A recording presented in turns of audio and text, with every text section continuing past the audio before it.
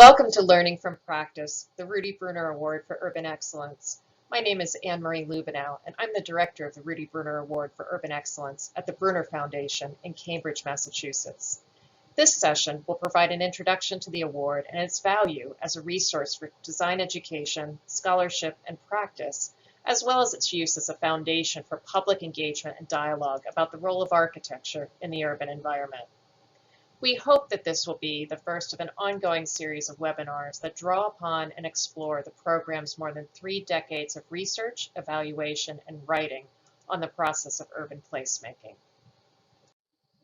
During this session, we'll share how architects, faculty, and students can apply case studies and lessons learned from award-winning projects to education and practice.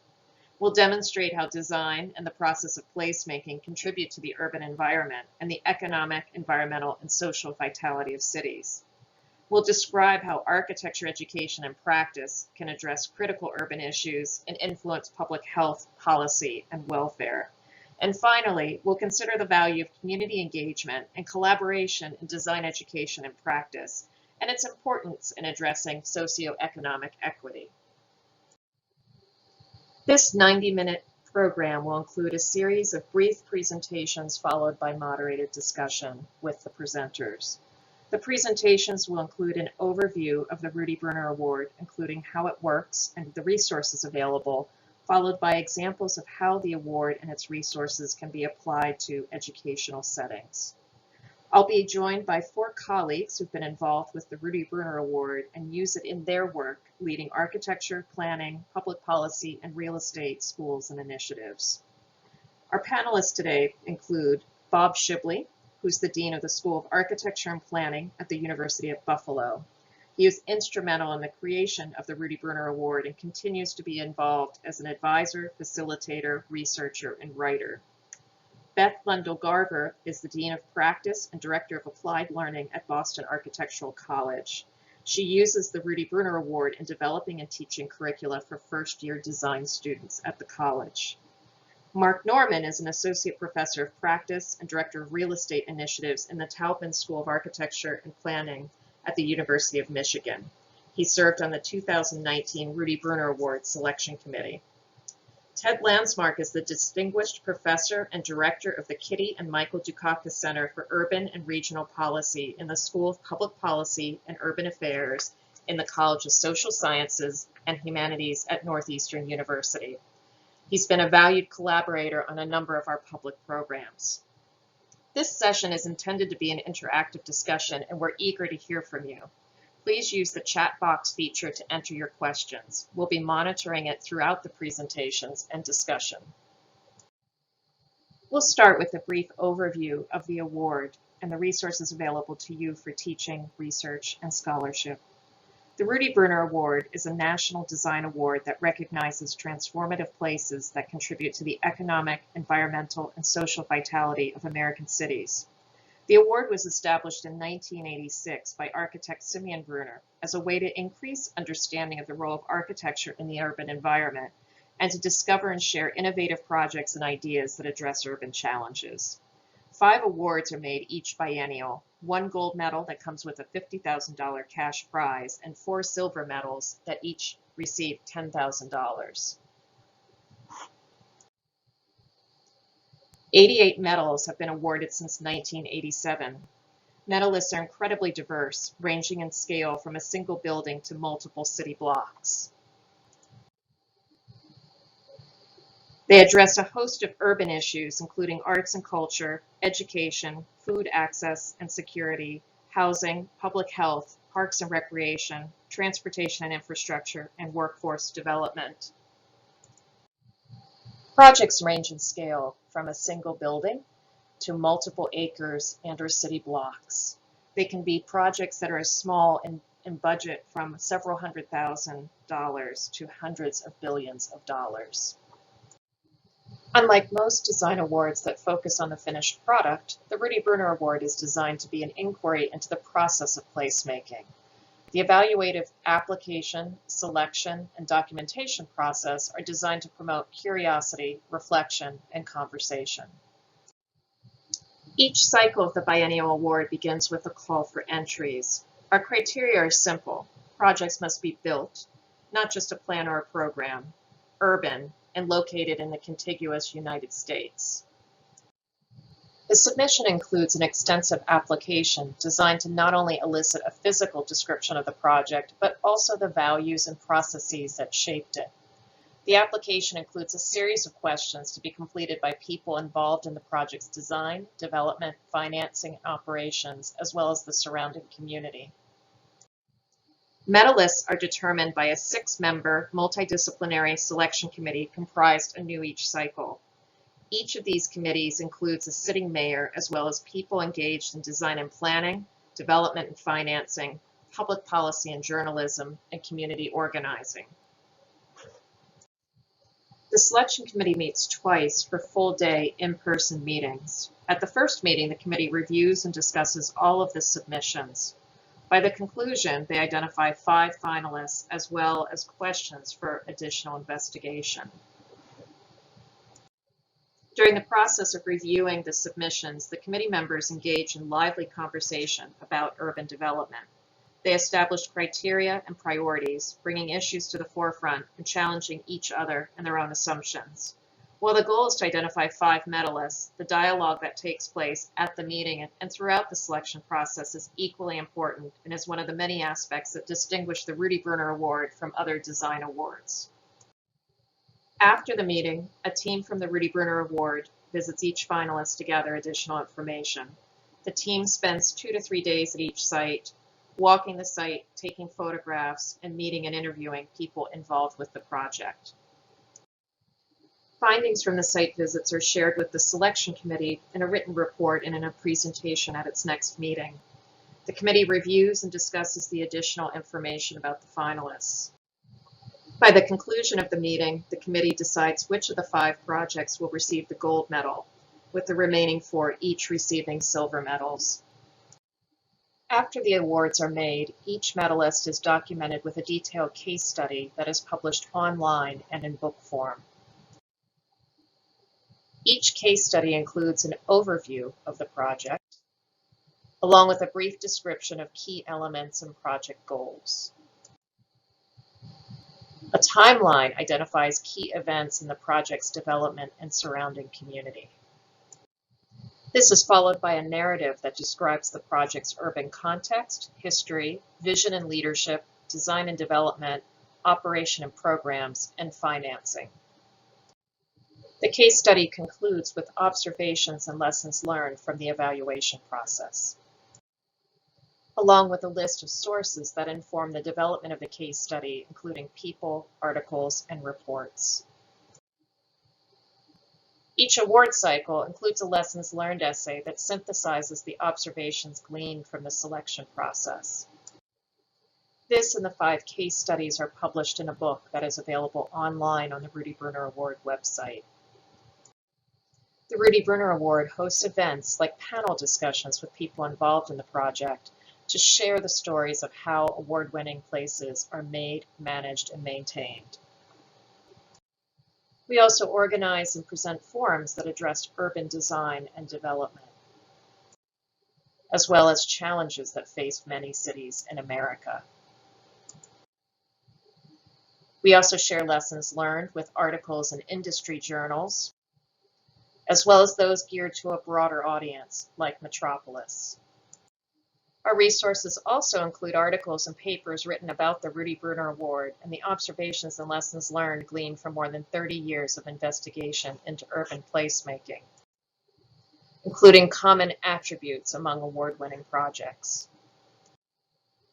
All of our case studies, applications, and publications can be accessed via our website, rudybruneraward.org.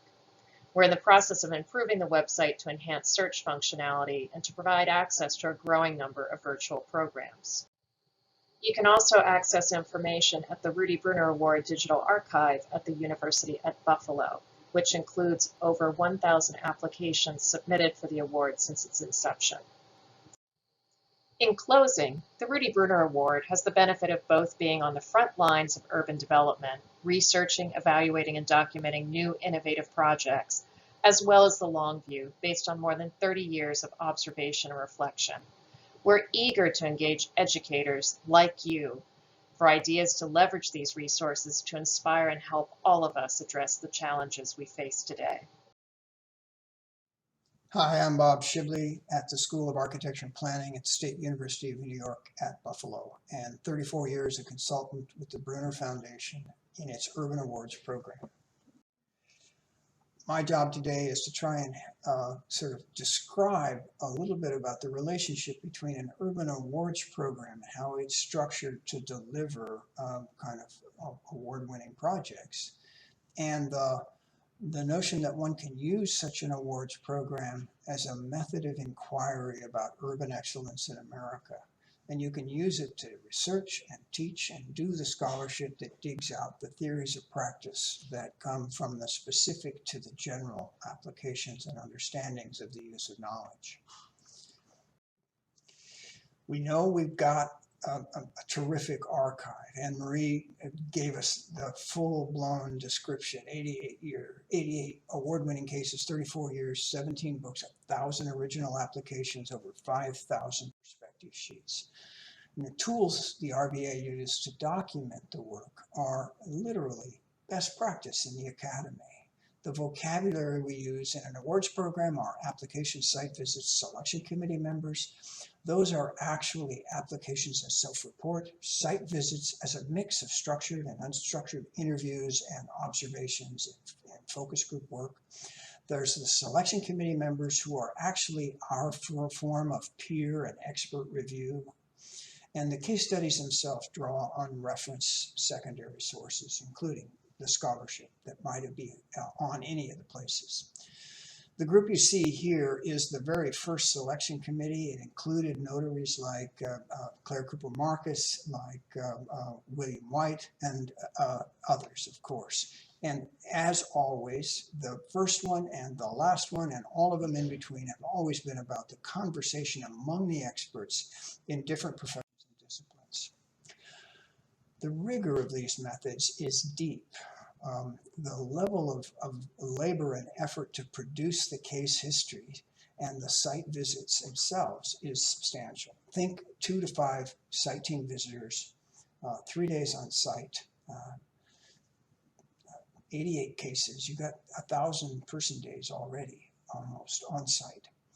And then the site teams collaboratively observe and argue project and context. They listen and question in 500 focus groups, about 1,200 people that made, manage, and sustain all 88 of the places celebrated. And of course, we read everything. The next steps are scholars, like some of you on this Zoom, that are doing the work to extract theories of practice from the stories. So the RBI has developed these resources, and they're already useful, even kind of in the early stages of theory development. They're very useful in studio as precedent and learning how to situate precedent knowledge. I teach in urban design and architecture. I often combine my studios with both real estate development students and planning students. There's coursework and seminars that we use the archive for. I often do a kind of news reviews of local circumstances related to a project that we might be working on. And then we search the archive for counterpart experiences, and we have a good discussion. It's also helpful in theory building at the master's thesis and PhD level with our students and in our own scholarship. The search for practice theory is in the casework. Consider the questions that we have in front of us. What happened here? How did this place get made? What are the intended or unintended impacts? How do you know it's good? And my personal favorite was, what's your role? Think about the roles played and the differences in the roles played for different professions, organizations at the national and local level, municipal governance related to the politics of place. What's the leadership style here? Developer, private sector led, community led, municipality led? What are the differences in the quality of the product across that spectrum? What happens when you do the hybrid approaches, top down, middle out, bottom up, across the leadership varieties? And of course, typology is always a go-to way to get from the specific to the general when you look across several waterfront park and green infrastructure, housing, or mixed use, and so forth kinds of developments.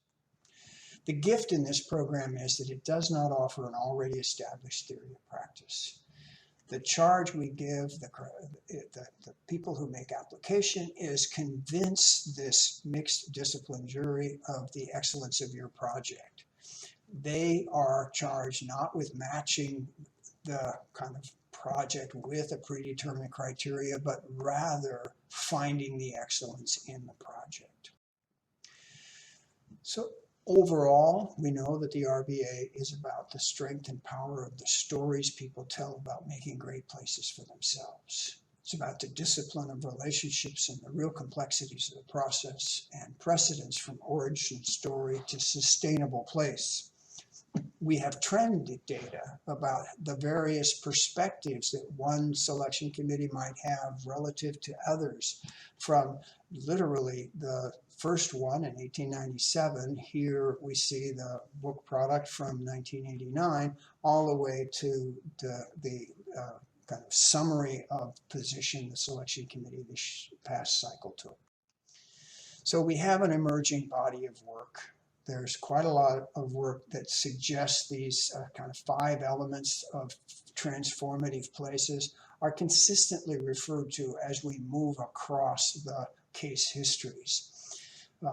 But there's a kind of matrix with those 5 and a way of understanding what are the approaches to problem or opportunity discovery in making good urban places. What are some considerations we should always include or exclude, or if not under these conditions, include, under those conditions, exclude? What are the contexts that frame action over time? How is this a product of the history of this place or not? And then the primacy of relationships in practice, which calls into question, what are we doing in practice? What's the aim of practice? What are the alternatives to patronage that we might explore? What are the implications for a fully anti-racist practice? And what's the power of local knowledges and specialized expertise? They all play out differently in different cases. Overall, our goal is to really celebrate the real complexity of urban placemaking and understand the diagram doesn't come out of anywhere you want. It is informed by a very deep bench of considerations and constituencies. And the movement from the diagram to the place is never as simple as I think sometimes we like to imagine. I really look forward to the conversation we're going to have, and I thank you for your attention. Hi everyone, this is Beth Lundell Garver, Dean and Faculty of Practice at the Boston Architectural College, where I'm also the director of a core course called City Lab Intensive. City Lab Intensive is a 2-credit, 1-week first semester intensive class for all of our students at the Boston Architectural College.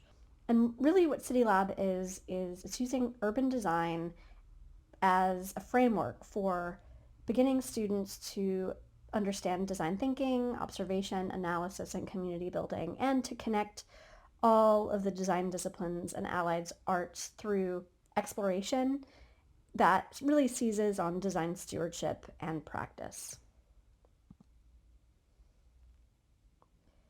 Since 2018, we have been using the Rudy Bruner Award case studies as a really important tool. So the first is urban complexities in beginning design. When beginning design students wander around the city or the environment around them, oftentimes it's really just collecting snapshots. It's observing what you see, how the feeling of the space can be represented, and it's easy to take for granted all of the meaning, all of the work, all of the collaboration that has happened in order to make these places come together. So we have really relied on the Rudy Bruner Award case studies as a way of helping our students quickly understand the deeper nature of design and the impact of urban design in so many different ways. This is a 1989 case study that is really exciting for our students to look at just because of all of the change that has happened since this was an award-winning project. So a beginning design student can pull together many complex factors, and then also just a sense of culture and all of the history with regards to the community building that was involved in making this project happen. We also use Rudy Bruner Award case studies to introduce research and collaboration as an integral part of the design process early on. It is not something that we want our students to think happens in a vacuum. We do not believe that the sole designer operates alone. And so we have used the act of case study learning as a way of incorporating collaboration in the first week of our students' experience. So they have had to, in teams of 10, develop an actual case study on one of the Rudy Bruner Award sites. And we're asking our students to pull together written exhibits along with graphic exhibits. So early on, our new, very fresh students understand that being able to write and articulate stories and research is very important in addition to being able to represent our graphic ideas. So this is a bachelor's team pulling together both graphic diagrams and written research. With this case study, it's really exciting to see all of these students, more than 10 students, coming together to create a document with graphics and written research that was a collaborative effort, not easy, and yet a really powerful tool to begin to think about the role of research and case study learning in the design process. We also have appreciated this opportunity for our students to think deeper about impacts and through interviews what the various positive and negative impacts of the project were. And lastly, concepts of change over time and a long view.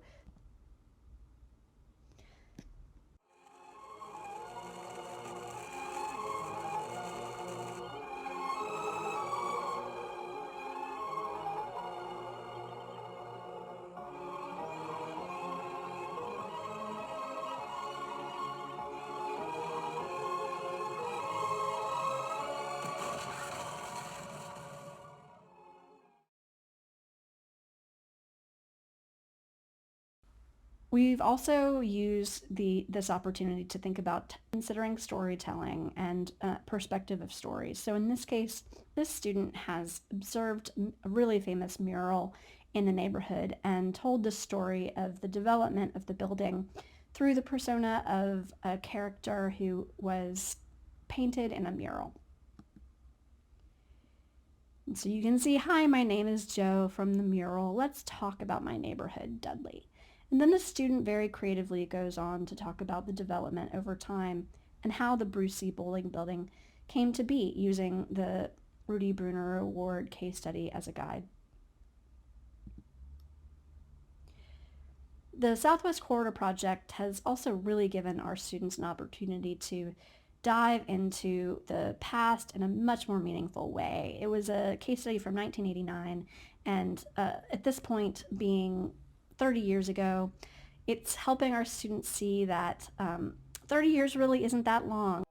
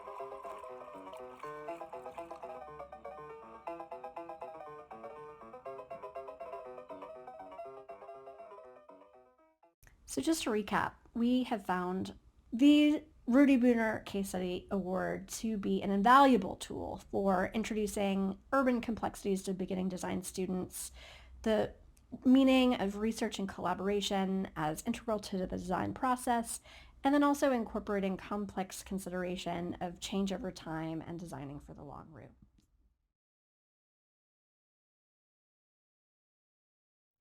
Hello everyone, and thank you for having me today.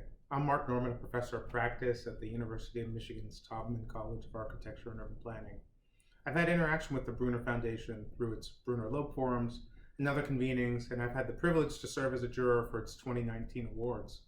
A crucial aspect of the award and the publications that come out of it are certainly the robust case studies, but also an array of precedents for excellence in U.S. design, planning, and community development finance. The course I teach in the fall, Public-Private Partnerships, Financing Equitable Development, draws from a wide range of disciplines across our campus. While it's listed in the College of Architecture and Urban Planning, the course draws from degree programs beyond our students to encompass MBAs, policy, law, social work, and environmental studies students. It's a great mix, but also challenging in that there is not a common baseline of knowledge and skills. The one thing that's common among the students is their desire to link their learning to real-world outcomes and increasingly have an impact on the urban environment, racial justice, access to opportunity, and affordability. They're also concerned about and focused on securing jobs, of course, and jobs that allow them to deploy what they're learning in the classroom. Too often, architectural schools rely on decontextualized European precedents and canonical modernist practitioners. Not only are the projects and practitioners typically more than 60 years old, they also present a skewed and very narrow view of excellence. This comes across as reflexive modernism in student work and the over-reliance on European models, even when contemporary, which skew white and male with no notions of funding or social dynamics. In this moment, when we're reckoning with the racial history of our country and the need for more equitable development, which is at its forefront, the Bruner Archive provides evidence for me that good design can be achieved with multicultural and multifaceted teams from all corners of our country and can produce environmental, social, and architectural precedents that are models for design, planning, and policy students to establish best practices for American design, planning, and finance. So in my classes, what becomes important? Design, most definitely, but also how it's financed, who the partners are, who the borrower is, what the larger market forces are, and also those precedents, how the capital stack is put together and what's the leverage. It's important for me to teach asset classes, typologies, innovation in how we're building and developing our cities. So mixed use, mixed income, transit oriented, thinking about alternative forms of ownership, triple bottom line funds, and also just how these developments are structured become important in putting together a sort of final coherent project.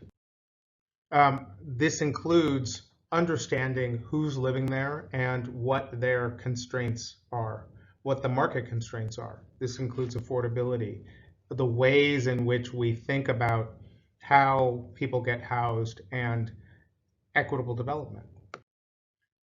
It's also the regulatory constraints. So understanding the framework, the zoning, and also the mechanisms that can sort of change the way we build and the form of those buildings.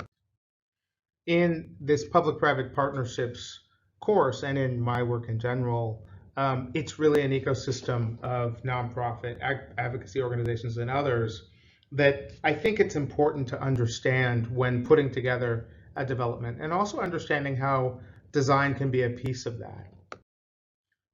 So what I ask my students are a couple of questions. How does it become feasible? What do you actually want to achieve? What are the larger market forces? These things all become important in talking about how we, in our various professions, can put a development together that's innovative and equitable. We also talk about interventions, land acquisition, the subsidies required, the mechanisms that a public agency has, or the levers that a private entity can bring to a development. We also talk about the sticks, and how those can be wielded in ways that create better outcomes. So one of the things I try to do with my students in 14 weeks, which is not easy, is think about all the issues we want to tackle. And there are a lot of them. But what we do is we overlay that on the tools we have. And so in understanding what those tools are, we can really get at, one, a critique of some of those existing tools we have, and two, an understanding of how we can deploy them. So the Rudy Bruner projects really provide a way for us to show in case study what all of these forces and all of this complexity means on the ground. So I'm just going to go over two specific examples I really admire, which is the Iberville offsite rehabs in New Orleans, which not only gives a total development budget so the student can actually understand how things are put together, including the architecture fee, but also after it's built, how it operates, what the revenue and the expenses are, and the other things, the specific interviews with the players involved in these transactions. Another example closer to home for me is Grand Rapids, which, for our students provides a real grounded study in a lot of the things they're interested in. Many of them are interested in food access, trying to get at the issue of food deserts, thinking about entrepreneurship, thinking about the racial wealth gap, and how that actually affects things on the ground. In addition to the design moves, the innovation in design that create a special place. So what does this look like on the ground? For my students, it means that they can create final projects that aren't just about plans, sections, and renderings, but actually think about the ways in which the financing plays a role, precedents come into play, and also what we've been calling future proofing. So what is the future of what they're designing? How do the markets change? How do the populations change? How do people build wealth? Those become very important in terms of looking at these precedents. In this moment where we're reckoning with the racial history of our country and the need for more equitable development, which is at its forefront, the Bruner Archive provides evidence that good design can be achieved with multicultural, multifaceted teams from all corners of the country, and can produce environmental, social, and architectural precedents that are models for design, planning, and policy students, also establishing best practices for American design, planning, and finance. Most importantly, the trove of information contained in the Bruner Award database shows that in spite of our systemic problems, racial discrimination, and income inequality, there are practitioners charting a path towards shared prosperity. I'm looking forward to the discussion. My name is Ted Landsmark, and I am the director of the Kitty and Michael Dukakis Center for Urban and Regional Policy at Northeastern University in Boston. I'm also a past president of the ACSA and a past president of the NAB. That was a number of years ago, and a number of things have changed since then. I'm now on a faculty, interacting again directly with students of design, planning, and public policy. And the profession itself has changed over the last few years, I would say, very much for the better. Our faculty have much less of a propensity to think about educating students to become Frank Gehry or Zaha Hadid, and much more of an inclination to teach in a way that engages students with communities. That's come about to a large extent because of students themselves. Many have asked, what is the purpose of architecture? If you can make more money with that training by going into gaming or into construction or into other aspects of work in the built environment, why would one want to study architecture? And I believe that there are two driving factors.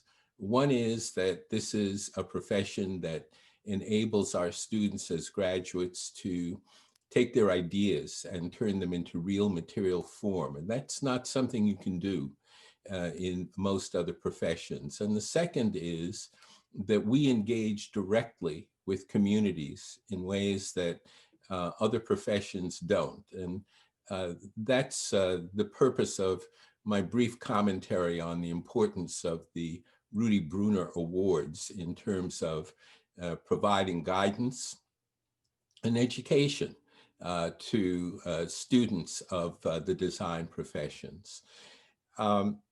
I've gone into public policy in a major way. I am now one of 5 members of the planning board for the city of Boston.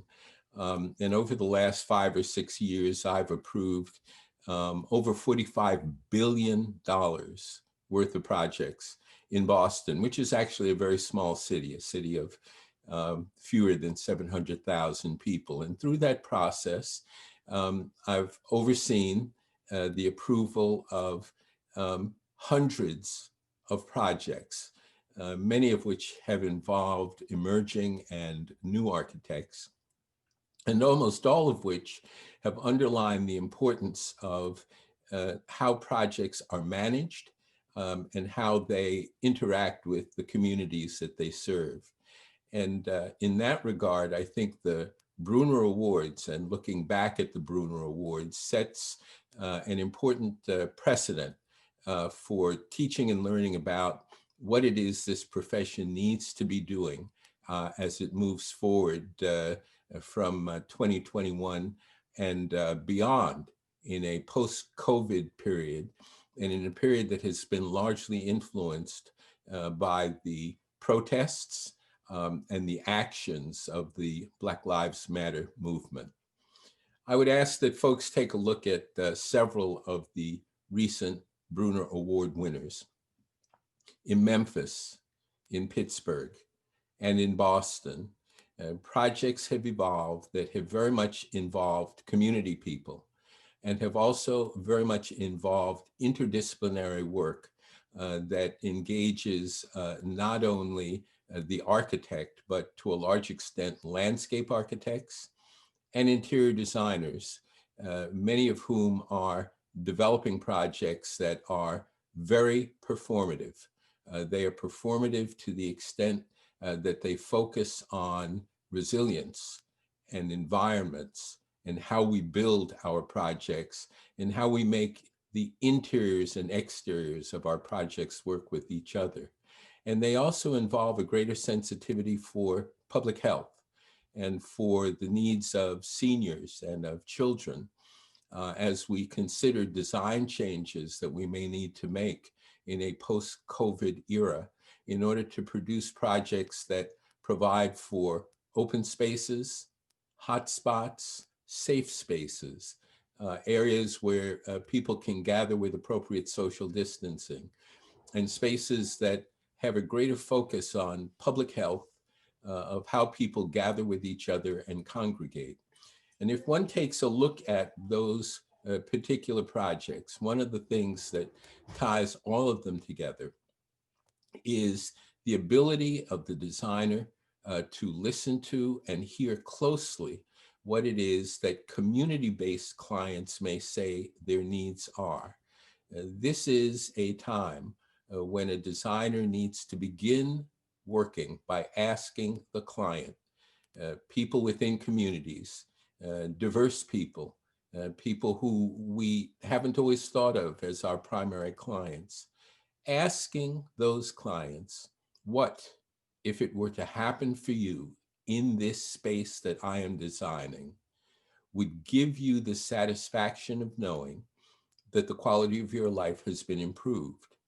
And what the Bruner Awards has done has been to emphasize those kinds of performative outcomes, to emphasize the need for being really responsive and proactive about what very diverse clients may need to improve the quality of their lives, their recreation, their health, the way they are enabled to care for their seniors and families, the way they raise their children, the way spaces may become educational spaces as well as traditional living spaces. And those projects that I would point to in Memphis and Pittsburgh and Boston, and in all of the other Bruner Award winning projects, all of them emphasize how community input has reshaped the way we think about development, the way we think about landscape, the way we think about architecture, and the way we think about the role of architects and designers in shaping public policy and in shaping the environments within which we live. Since the Black Lives Matter movement really took off early in 2020 and in the time prior to that, a lot of designers have asked, how can I make an impact? How do I make a difference? How do I carry through with the kinds of community-based values that Black Lives Matter has emphasized? And the answer is that we not only need to emphasize that there are emerging designers of color and those who have been working for a number of years to achieve a kind of exposure and prominence.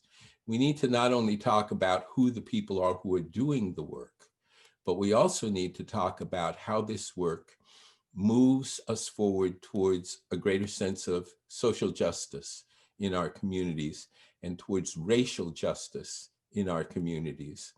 And if one looks at these awards, these points of recognition that the Bruner Foundation in particular have been able to highlight in recent years, what we see is a fundamental commitment to achieving racial justice and social justice through design and through the work that improves the built environment. That means engaging people as clients, engaging people of color as designers, engaging people of colors in the financing process, engaging people from communities in the building process, providing internships and training, doing the work that enables us to demonstrate that designers make a difference in terms of resilience, both in the physical environment and culturally and in the social environment within which we work. The simple fact is that very few of our graduates start their careers with a portfolio of ready clients in the private sector who are prepared to pay them the kinds of wages that an architect ought to be paid. In fact, many of our graduates are going to go into the public sector, doing work for public sector clients involving policy and politics and engagement with school boards and hospital boards and public authorities. That means that working in the public sector inevitably has a long-term public impact that affects everyone in the environment, people of color, and our more traditional clients. What I see the Bruner Award doing is providing recognition to the importance of building in conjunction with and in collaboration with communities of color. What these awards do, after all is said and done, is to be the manifestation that Black lives really do matter and that the work that we do as architects and designers can further the cause of social justice. Good evening, everybody. Thank you for joining us. Thank you, Beth, Bob, Mark, and Ted for your very thought-provoking presentations this evening. And thank you to all of you who are joining us for this session. As I explained in my introduction, our goal for this session is to kick off a discussion about how the RBA can be a resource and a tool for teaching and to identify opportunities for and topics for further exploration. And to do this, we've deliberately seeded the discussion with some examples of how people are using it and our panelists' reflection on it. We've really envisioned this as a conversation, not just among all of the panelists, but also those of you in the audience. So please use the chat box to enter your questions. We'll keep an eye on that. And I see that we have one already. Thank you. Just as I listened to all of your presentations, there were, and the compelling cases you made for the value of the RBA, I was struck by several common themes, considering the purpose, impact, and influence of architecture beyond the built form and designers, the roles of collaborative, interdisciplinary, and multidisciplinary approaches and skills and practice, and as one of you described it, the use of urban design as a framework, which I found particularly compelling. The importance of working with communities and the value of research, precedents, and case studies, and the advantage of the long view. And I will also say one of the challenges as our group talked about this session was there are so many different ways to approach this that we wanted to start with this and hope that out of our conversation this evening, we might generate some topics that we can explore in more detail. One of the things I wanted to ask just as a initial question, and I think it relates to Anirban's question as well.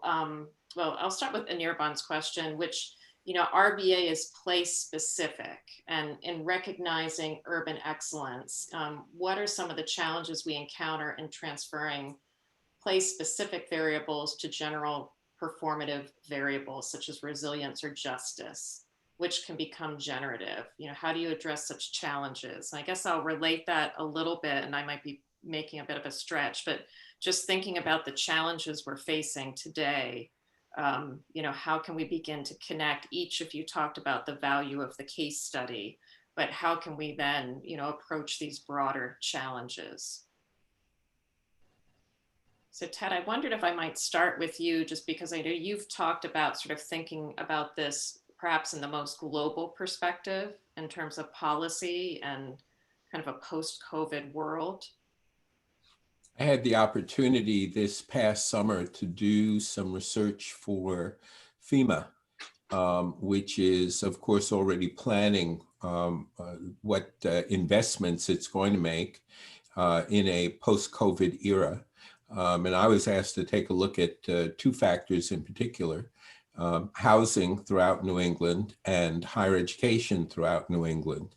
And what I hadn't really thought about until I did that research was how much housing and higher education influence each other throughout this particular region. They influence each other in terms of how universities contribute to gentrification and to the driving out of long-term residents of communities from their communities.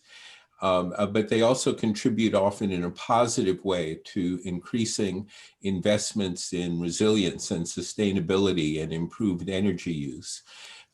So one of the things that appears from that kind of analysis, regional and place-based analysis, is that there are certain factors, design factors, that one comes upon and can transfer into other environments. That is to say, what are the interactions of various parts of the economy, one to another?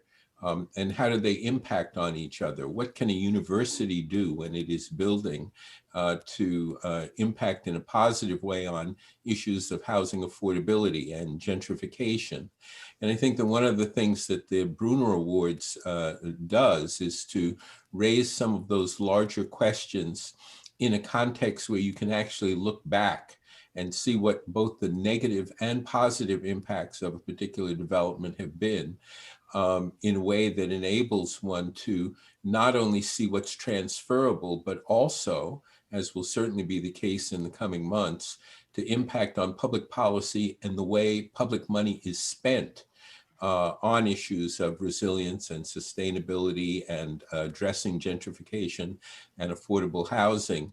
And in each one of the Bruner Awards, one sees elements of that one can learn from, and one can have students have very introspective and reflective conversations about in relation to what the role of the architect is in that context. Mm-hmm. Yeah, I think this is a Great question. And it's something that we have had to think a lot about this semester, because what I had shown in student work was City Lab from pre-COVID, pre-pandemic. We are all together. It's an immersive course that happens in Boston. And we have made the pivot, like so many others of you, to completely online. And this fall, we had 100 students from across the world in Thailand and India, in addition to Chicago, California. So we really had to think about this question in terms of what place specific means. And what we found is that you have to begin.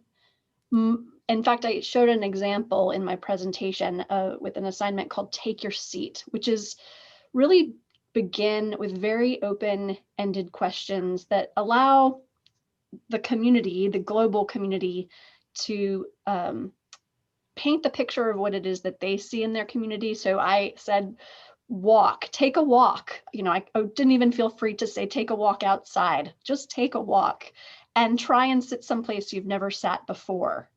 And when you sit there, write down 10 things that you didn't see before you sat there.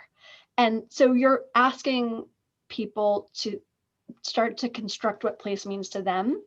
And then you have to put more time into comparing those places and transferring similarities and differences with those places. And then also constructs of personal experience that are framing the way that people see. And really, an urban design does this for us. And it is place specific in the way that the Rudy Bruner Award case studies are framed.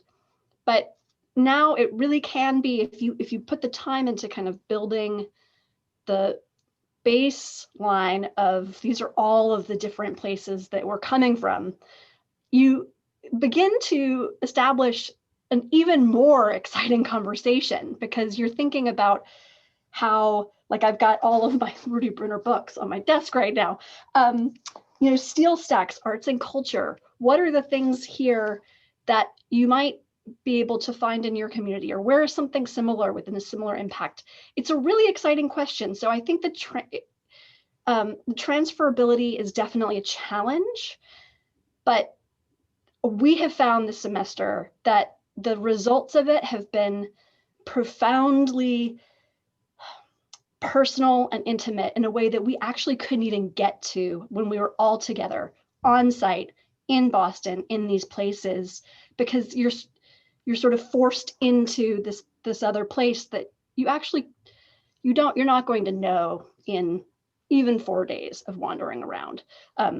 So I just wanted to get at how place specific it can be both, and, you know, and so it's an exciting discovery that we made this semester.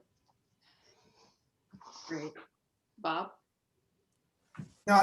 No surprise. I also loved Anirban's question. Truth in advertising. He's one of my former students and one of my dear friends, and is also earned his doctorate, sort of trying to dig into exactly the question he asked, which simply describes that we have a lot more to learn from the archive. I was really struck, Beth, when you started to talk about the long view and the long term and what it means to go back to Southwest Corridor. That's a case I wrote, and I think that the way the students took that history all the way back to the creek, and then the revealing of it's an extraordinary story of urban transformation. And even in its nascent early days, when they were consulting with the neighbors about how to do the demolition necessary to put the corridor in place without damaging neighboring property. And the presumption being that the Stop the Highway movement meant you had to have a conversation with the people who were trying to avoid the negative consequences of that. And then the conversation is suddenly deeply, seriously technical. And, oh, well, the public can't possibly, but they had to go take it to them. And they did take it to them, and they communicated the technical aspects of it, and it survived that process to a much better solution, the engineers told us even then, than would have happened without it. So this notion of local knowledge comes into play in a really strong way in that question of the long view, and how if you really understand the local knowledge, it carries generation to generation and keeps influencing projects if you listen to it. So to me, the answer to the question that Annabon asked is embedded in the theory of practice. It's the process of practice that drives it, and why you practice one way and not another way. Why, to Ted's point of view, the aims of practice are brought into question. And when Mark talked about the critique of tools, that was another element here. But I think a lot of this is still unfinished work. It's still buried in there for students to find. But I also think there's a counterpart to Chris Argyris and Don Schoen's book on theory and practice, increasing professional effectiveness, which ought to be drawing from these cases and framing what professional effectiveness really means in the context of placemaking and all the disciplines involved. So short answer, Annabon, it's in the process, not the product, that we will be able to generalize from this, because the product will always be place specific. I think we have some great questions following that are a helpful follow-up to that. Before I move on to those, Mark, I wanted to check in with you because you referred to grounded study, and the value of the RBA case studies as I guess, an alternative to decontextualized design. So I just wondered if you had any reflections or something to add to this question. Well, I mean, I just think it creates more robust conversation. So maybe it was a little harsh, but sometimes when you're on reviews, and you see the work coming through. I mean, sometimes I ask the question like, why this type of design? And there's kind of not an answer. It's what they saw. They're still right. I mean, still like it amazes me, like Corbusier and Mies, and it's like, why? Right? Like that was a critique of another era. So I'm like, well, what's your critique now? Like why this design, and what are you critiquing at the moment? And so I feel like if you have other examples, local examples that are more diverse, then you can have a real conversation about how what a student is working on hits the ground and what it means, and those larger conversations that I think Ted gets to about who's building it, and what is the process? How did we get to the process of this final product, or how it functions after construction? So that's why I mentioned the sort of grounded notion.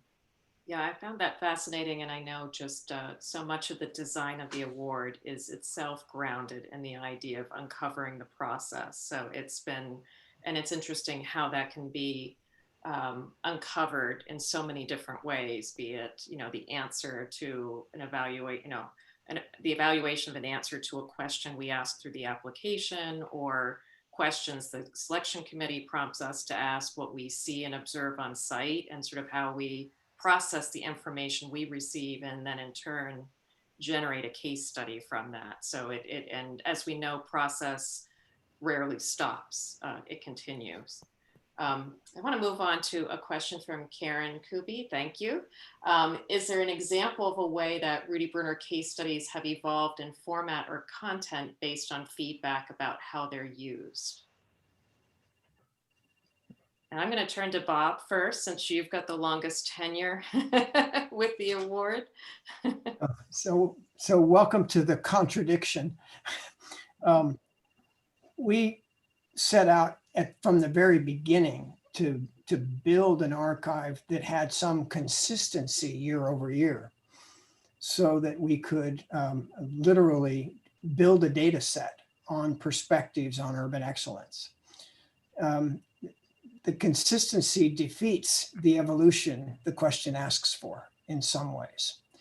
But I will say that the quality of the casework, the depth of background research and fact finding, and so forth, I think has improved steadily year over year, and most recently and dramatically through Anne Marie's efforts in the last decade. It's just it's a much thicker, more responsible and disciplined record of the research that was done.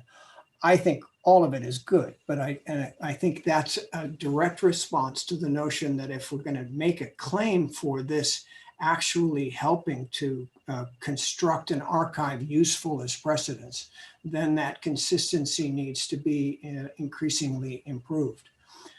I would say one of the reasons we're doing this session is to build a constituency that would give us the feedback necessary to talk about how would you do it differently if you were building a new RBA today, and how would these change?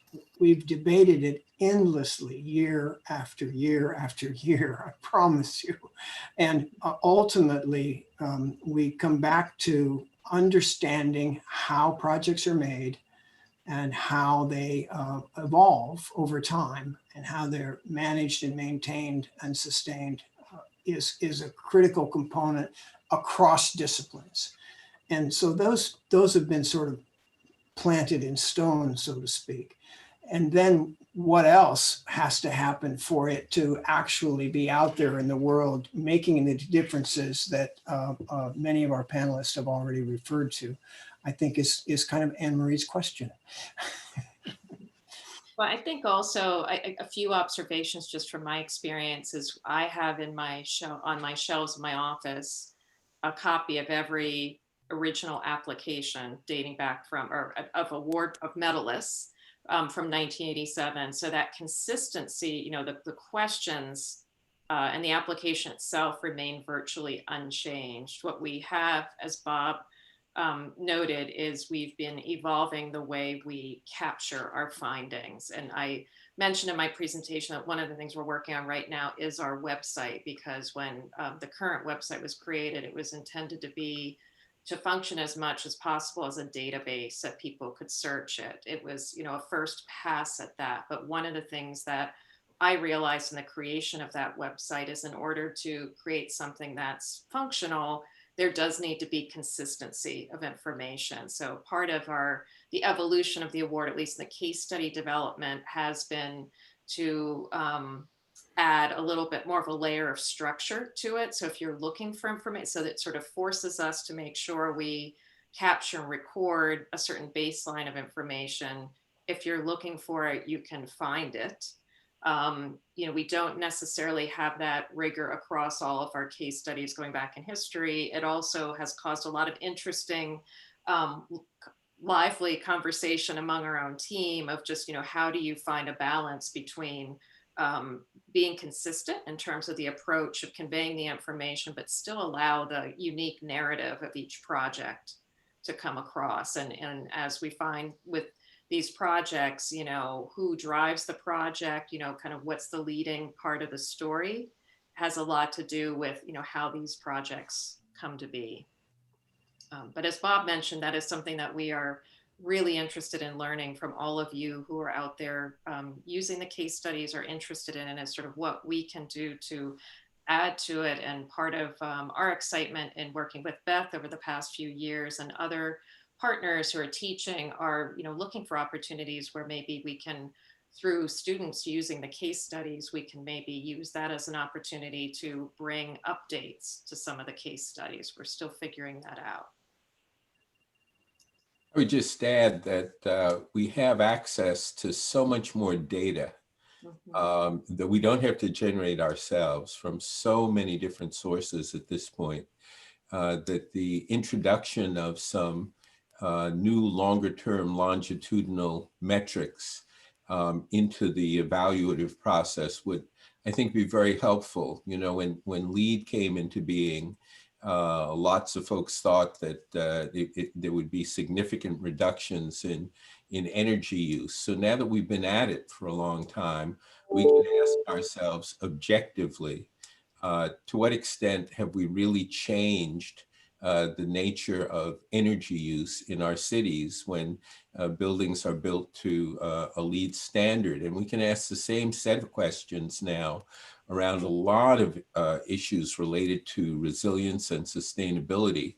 And I would just submit that particularly with a new administration coming into being in Washington, and given the post-COVID challenges that we're going to face around employment, it's almost inevitable that a lot of money is about to be spent on infrastructure improvements.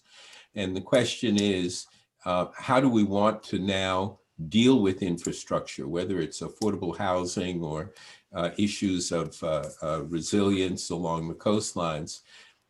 How are we going to market the value added that architecture brings into the design process in a way that indicates in the long term that the kinds of federal investments that are going to be made in infrastructure will in fact improve the quality of life and energy use and community engagement with design futures?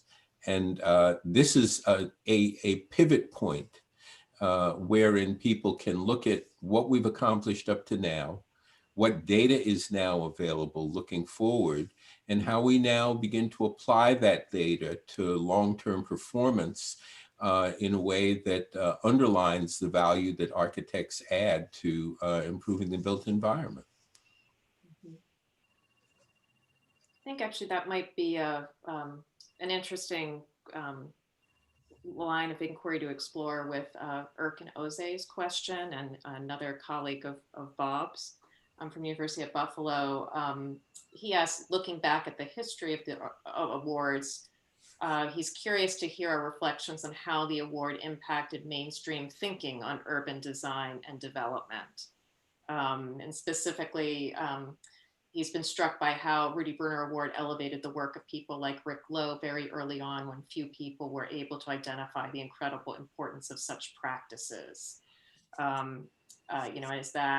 Do we think it has to do with the cross-disciplinary nature of the juries? I think there's a lot packed into that question, but when I first read it, I was struck by kind of what's the influence, and to Ted's point, what's the opportunity to draw upon, particularly when I think about this moment of the Rudy Bruner Award. How can we, are there opportunities to elevate work that's been done to help inform, the thinking of a new administration and practice?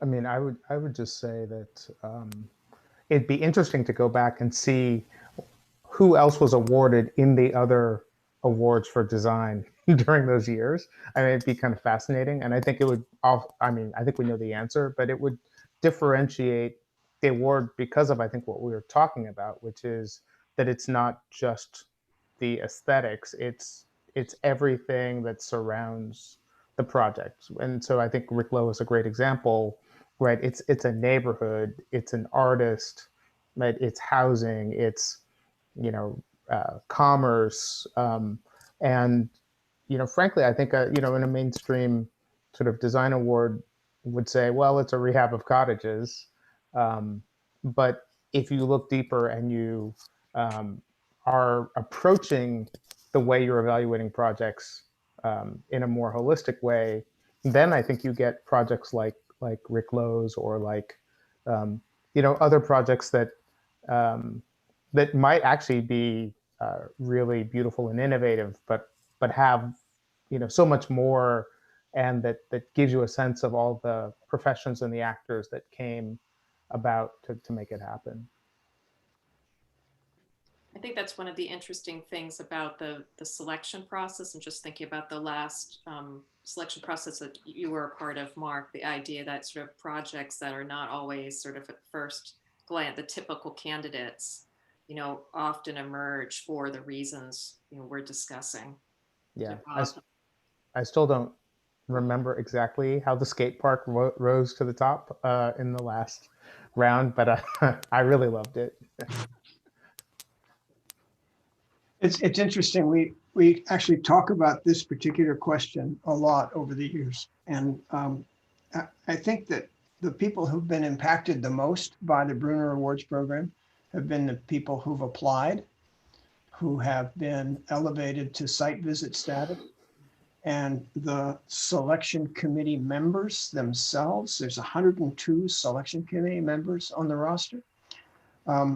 Prominent people thinking about things in ways that in some cases they haven't before. I remember early in the awards program, George Hartman, an architect with Hartman Cox out of Washington, who won the firm award and was sort of doing urban design in Washington, D.C., one building at a time, but with really thoughtful contextual address. And at the end of the selection committee process, he said, I have to practice differently. I have given my life to design and I'm good at it, but it's a very narrow definition compared to what you guys are talking about. So you're changing lives at every step. I think there must have been a dozen times over the last 38 years I thought maybe architecture was useless. And every site visit rejuvenated, brought back more passion and excitement. So I think it's changed those of us who've been close to it, those of us who've been through it. And I think even in the course of application, you are reflecting on a project in a way that informs your future projects. So in that fashion, it's got ripples of effects that move across. And that would be one of the ways to answer this question. And then what you're really getting at is we elevate some project and then some person perhaps in this context. And I get nervous about that because it's almost always about the team sport that makes a place. But even so, we still have this tendency to elevate really excellent people like Rick Lowe. So you've got that family of kind of contradictions about individual elevations, team elevations, and then we hope through a process of mining the resources that are here, both the application archive and the winning casebooks. And you've got a rich primary source of data to look at all of the things we've begun to talk about. So in some sense, we're only now beginning the really hard work of making sure we get full leverage out of the archive material we have. Beth, I'm curious, you've made a strategic decision to incorporate their use into the first kind of out of the box design, program, and an intense, very intense introduction to design that right away says this is not one single thing, it's collaborative, it is impacted by context. So just curious what your thoughts are about the influence or the impact of that and the Rudy Bruner Award. Yeah, my thoughts are on with Erkin. I think so. I'm thinking here about the cross-disciplinary nature of the jury. I've had conversations in that intensive week with students about how so much of what we're talking about, this is policy. This is a conversation that I don't belong in, going to school in landscape architecture or architecture or interior architecture, design studies. And that is really an important part of the learning, is that, you're not alone in thinking that you don't belong.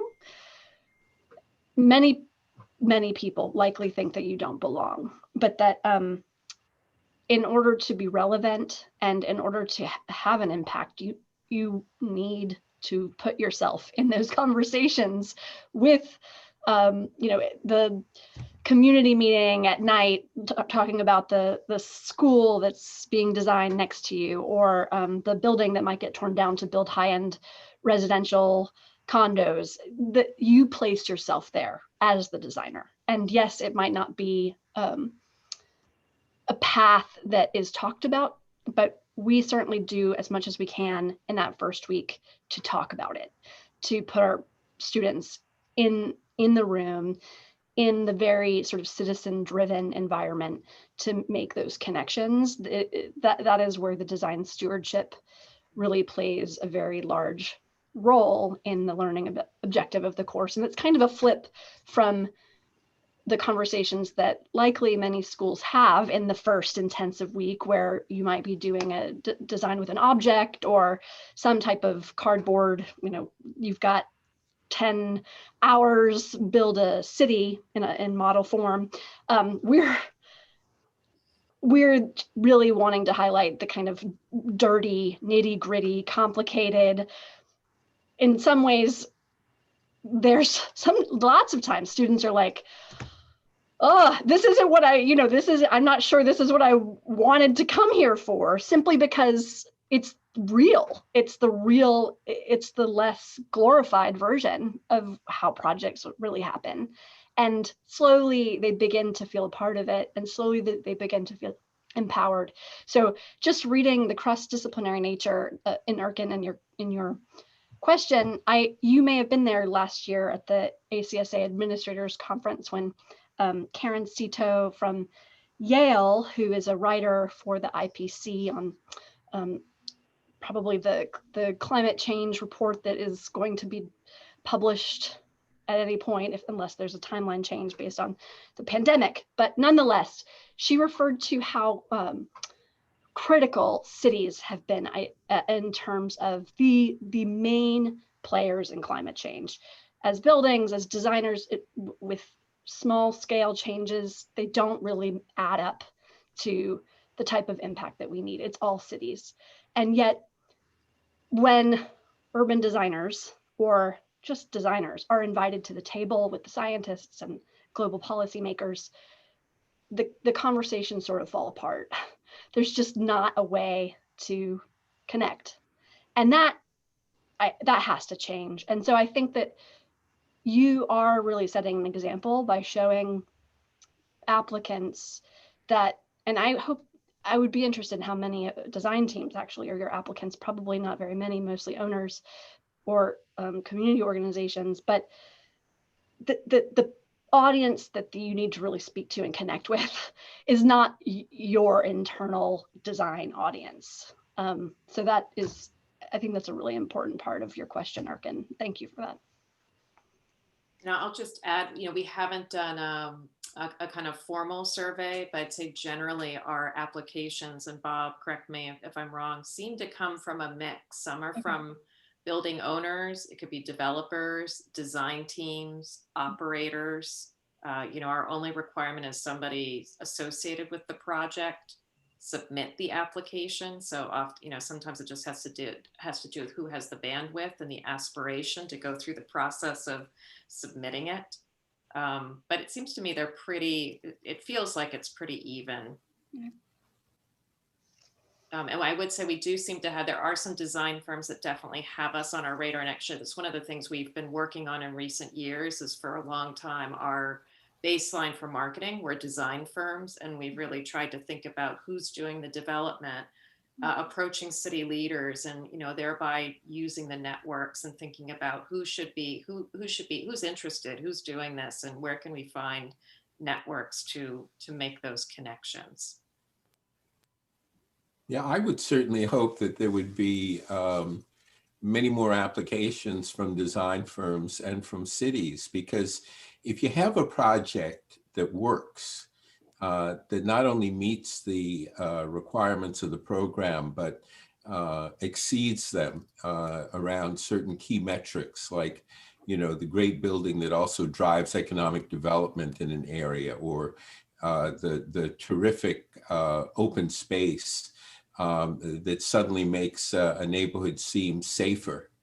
I would think that the Bruner Awards would be one way that you can really celebrate that fact in a way that then leads to additional work, additional commissions, and also serves as something of a beacon for other folks, particularly in the learning environment, in schools and the like, where you can point not only to the buildings that are beautiful, but to the buildings that are successful.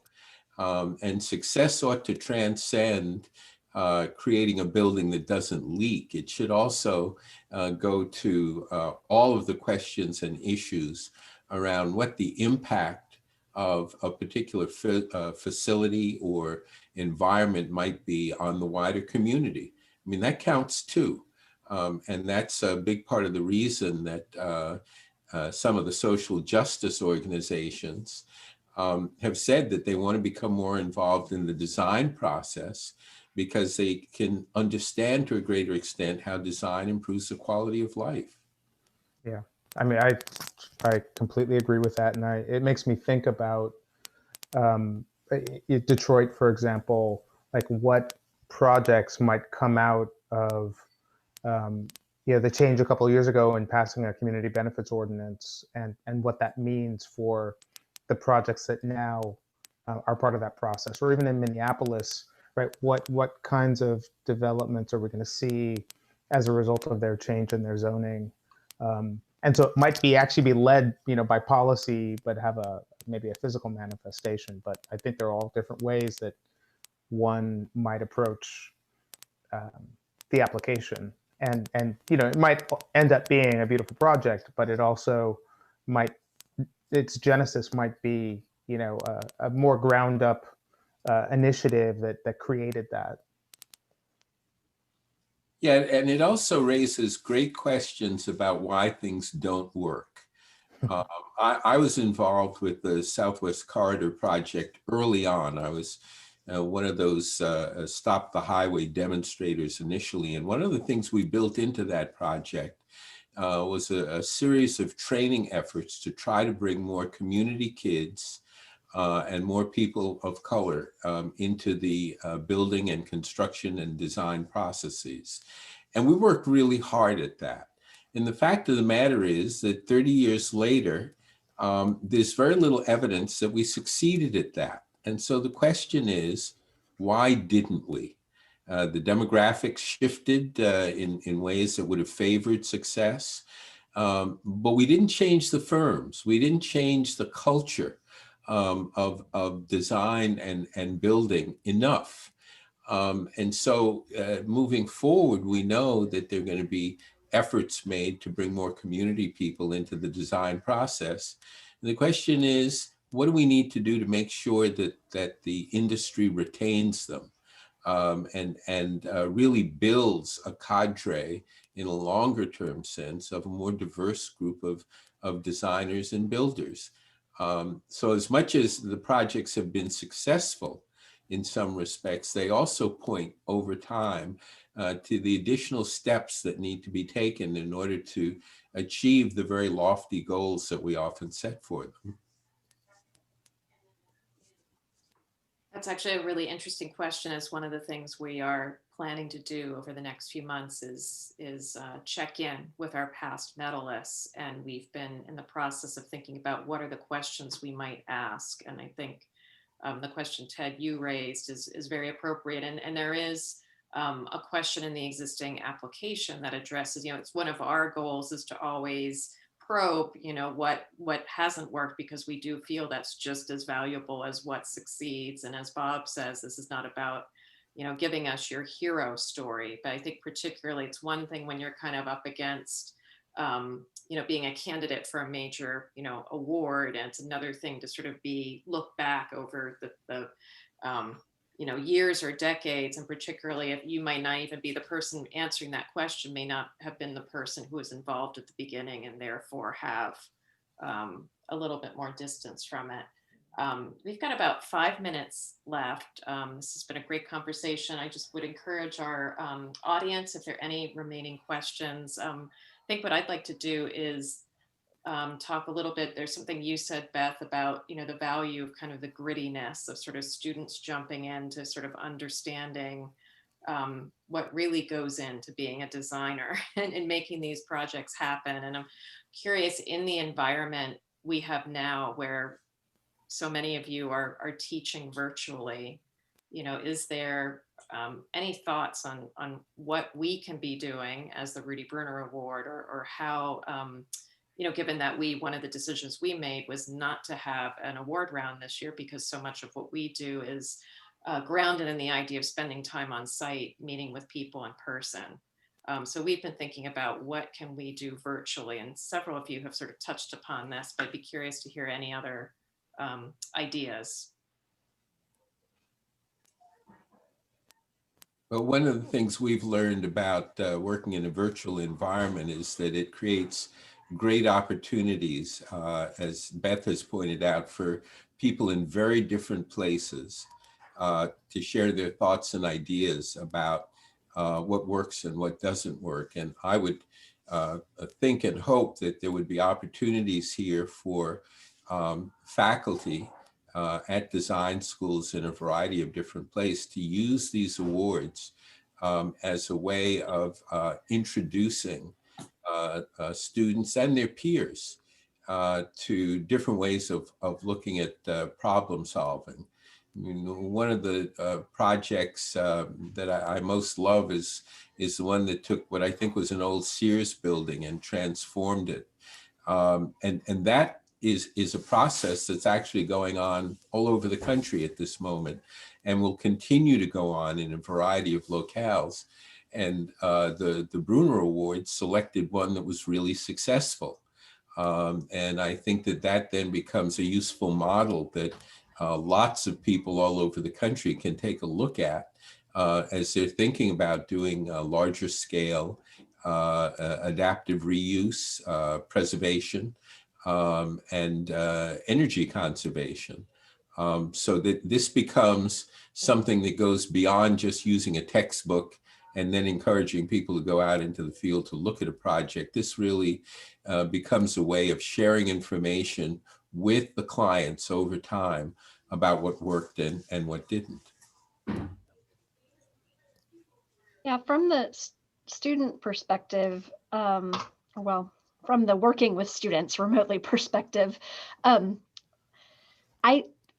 open-ended questions. So if there were a way, because I think that the open-ended questions where you're inviting your audience from all over to think about what the precedent means, the details of the precedent, but then also where there may be something like that in their community or in their city, and how the narrative of that project may have been in some ways similar or completely different. So inviting an opportunity to compare with your case studies and with the depth of research that has gone into them, a student or anybody to question their own place with there's the AIA guides for equitable practice.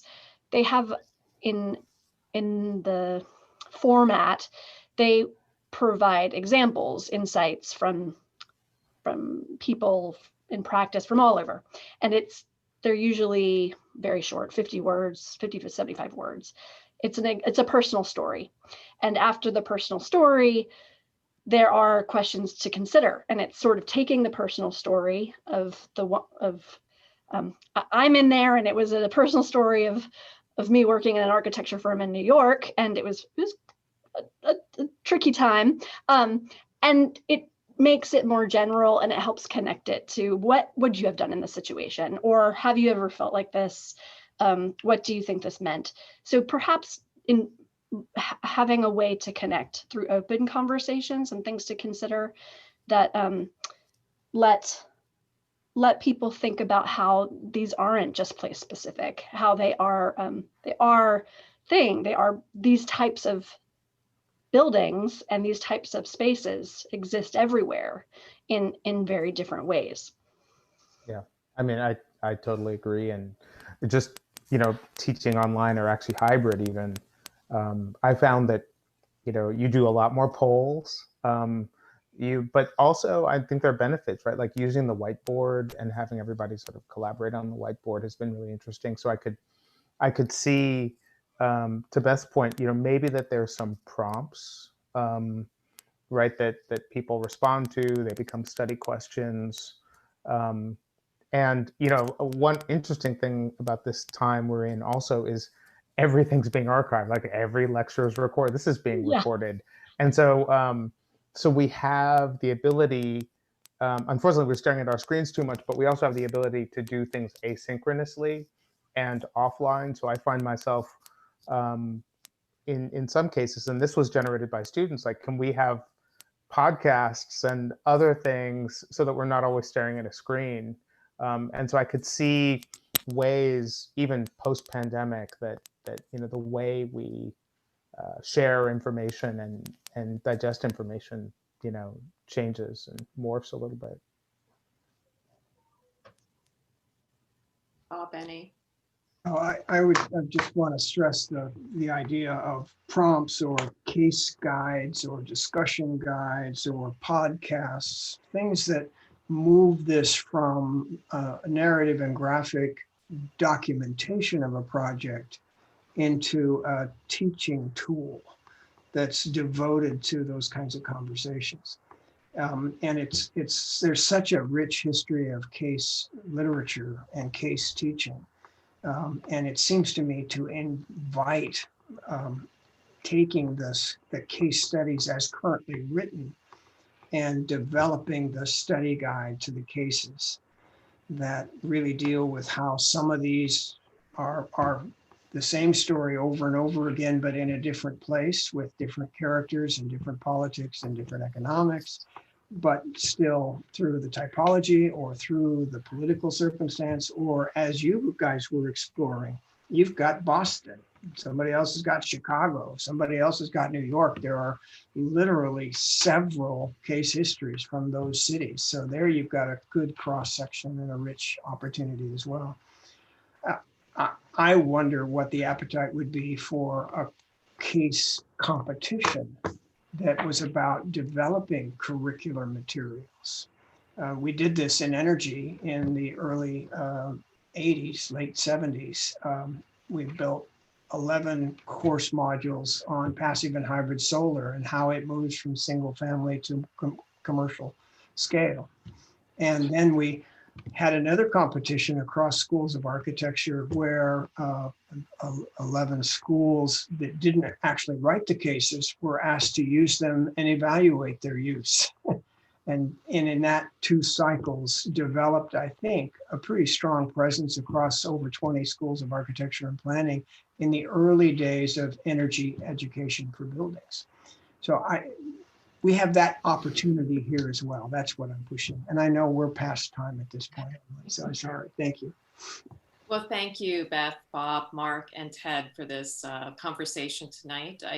As we mentioned, we hope we can continue this and explore some other topics. Thank you to all of you who joined us and to ACSA for hosting this. Just a reminder, I believe anybody who wants AIA CES credits, you know the process, or get in touch with ACSA, and that ACSA should be posting the recording of this to their site soon. We will also be making a record, I also have a link to the site on our Rudy Bruner Award website in days to come. So thank you, everybody, and have a good evening.